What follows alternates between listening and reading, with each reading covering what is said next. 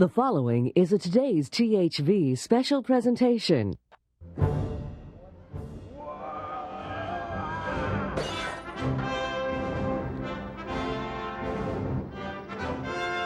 The old Spanish treasure cave south of Sulphur Springs is one that is rich in Arkansas history, but not too well known. Paul Linscott is going to take the honors of guiding us through.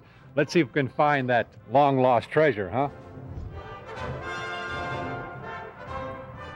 The story of the old Spanish treasure cave goes back about 250 or so years. A group of Spaniards were traveling from deep into Mexico, and they're stealing and raiding from the Indian settlements. They started that with the Aztecs and the Mayans, and they just worked their way up through here and accumulated a large fortune. They came up here through a brutal winter storm, and that's why they took shelter in the cavern. Now, they hid the treasure, and they made plans to come back with reinforcements. Now, of course, they came back, and the village was destroyed. The treasure has never been found and is estimated to be worth $30 to $40 million in gold. So, with all these passageways and everything, there's no telling, where this supposed treasure could be. No, there's a lot of people that have spent many fortunes looking for this treasure. And a lot of these were very wealthy people and spent massive fortunes and eventually have gone broke. So if you'd like to try your luck at finding the treasure, feel free to venture into the old Spanish treasure cave. Even if you don't find any treasure, you will find plenty of bats. In Sulphur Springs, Chuck Dovish, today's THV, Travelin Arkansas.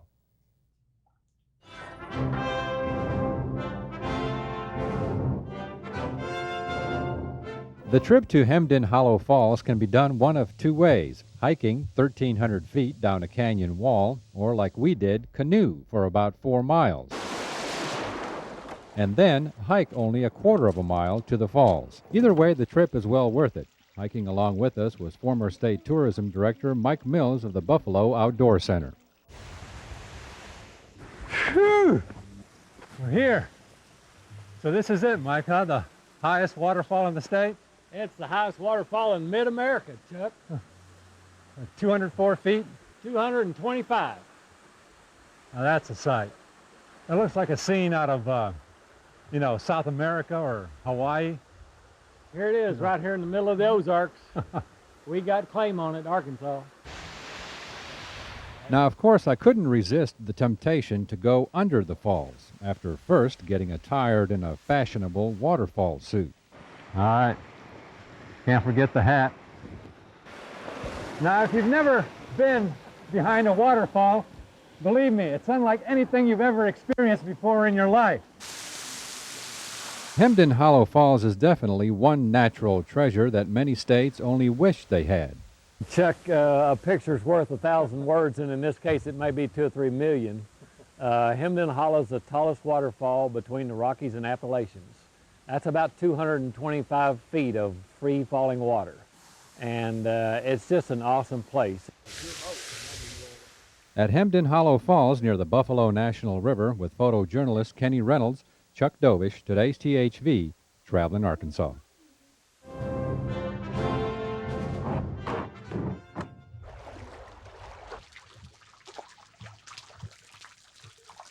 It doesn't matter how many times you floated. Each time is a new and thrilling adventure when you're on the Buffalo. There are a lot of ways to travel Arkansas, but in my opinion, this is the best, by canoe. We took the trip with longtime friend and river outfitter and former State Tourism Director Mike Mills of the Buffalo Outdoor Center. This is a very, very clean river. The consciousness around it is certainly very environmentally friendly, I think. It's America's first national river, and it's a special place, and it's sort of the crown jewel of Arkansas natural places, and this is just a good one. And a good one it is, especially this time of the year. What makes the Buffalo so neat up here is not only the big high bluffs and that kind of stuff, but the rapids, where the water is moving and you don't have to paddle quite as much. You just drift along and get to enjoy the sound of water splashing. This is what it's really all about. The wilderness feeling and moving down the river gives you a way of getting away from the everyday cares that you have when you're in the city. And So, if leaving your worries and troubles behind and setting off on a river adventure sounds like something that might be of interest to you, jump in a canoe and head on down the Buffalo. On the Buffalo National River near Ponca, with photojournalist Kenny Reynolds, Chuck Dovish, today's THV, Travelin Arkansas. Don and Andy, one of the unique adventures in the natural state is a railway journey through the Ozarks. Chuck Dovish takes us back to the golden age of travel by rail.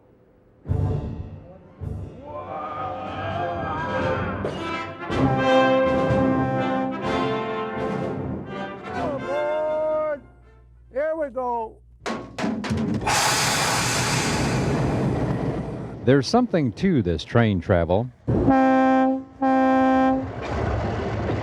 Something that calms the nerves and soothes the soul. It's like a trance that spans the generations. It grasps those whose first train trip is a ride like none other, with words to match. It's different. This is my first time to ride. I think it's funner than I expected. Funner than you expected. There you go. What more needs to be said, except maybe asked? Hey, how's that bologna sandwich? Good. Are you sure about that? Yeah. Yeah? Well, maybe not. Anyway, the Arkansas and Missouri Railroad, with trips between Van Buren and Springdale, truly is the way to see the Ozarks. Tickets! Tickets, please! Punching the tickets on the train is Tom Ross. Now, his hat says conductor, but actually he wears several hats, Thank you, ma'am. staying quite busy. In fact, it took a while before we had a chance to talk with him. Most of the time, his hands were tied.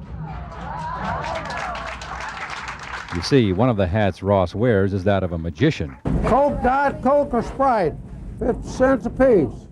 Another is the train steward. And still another is a tour guide. In the old steam train days, they kept a steam engine fired up there at Chester, and they would hook onto the back of the train, both passenger and freight train, and boost them on up over the hill. But what Conductor Ross enjoys talking about a lot is his grandfather's 1912 railroad timepiece. When I pass away, this one will go to my son. So this will be his great-grandfather's watch. My sister has my father's watch, so when she dies, it goes to my grandson. So he will have his great-grandfather's railroad watch. They'll probably put them in a drawer, and that'll be the last you ever see of them. So, you can travel by car, you can travel by bus, or you can travel by plane. But when you travel by train, it's an entirely different experience. The pictures and the sound tell the story.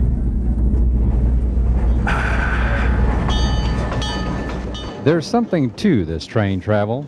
For some, the rhythm, the song of the tracks is all it takes. Yes, there's something to this train travel. It runs parallel with the present, but its tracks are in the past.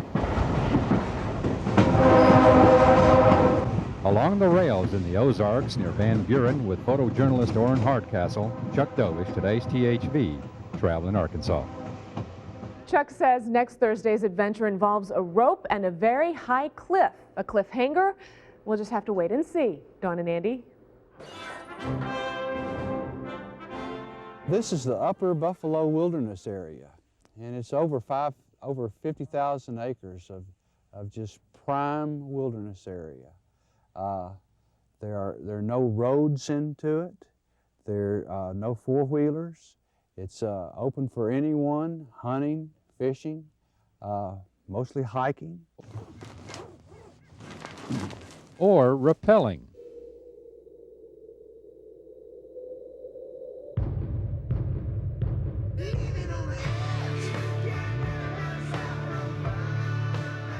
Doing the radical honors of rappelling off the point of Whitaker Point near Boxley is our instructor Zen Bolden with Arkansas Wilderness Expeditions. Arkansas has a lot of untapped potential for these activities. Lots of folks are beginning to discover what we have here, and we're real excited about that. We found that a lot of people are doing things improperly, and so we're trying to bring some of the skills that we've learned to the state and help people learn how to do these things safely. Yes, safely. Looking to the ground some 100 feet below, I was a little apprehensive this go-around because the last time I attempted to do this, I had to have 24 stitches to sew up a gash in my left leg. But I knew I had to get back on the horse, or cliff, again. The Arkansas Dovish fedora, though, had to be put aside for a while, replaced by a more sturdy safety helmet. Next, a little pre-descent instruction. Your right hand will never ever leave the rope. You want to just wrap your fingers and your thumb around that rope and keep it there the whole time. If you get tempted to let go, you want to let go with your left hand. Your left hand is just kind of your free hand. You can use it for balance. You can use it, most beginners will use it to get a death grip on this upper rope, but that doesn't do a whole lot for you. Well, I figured if I had to, I'd get a death grip on Zen's rope. Typically the hardest part for newcomers to this is getting over the edge. And what I recommend to you is go ahead and lean back and fully weight the system almost as if you're playing tug of war with somebody.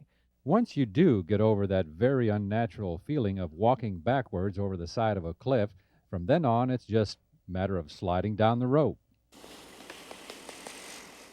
Excellent. This is where you want to really lower your body down low so you don't hit your head on that lip. Take it easy. Nice.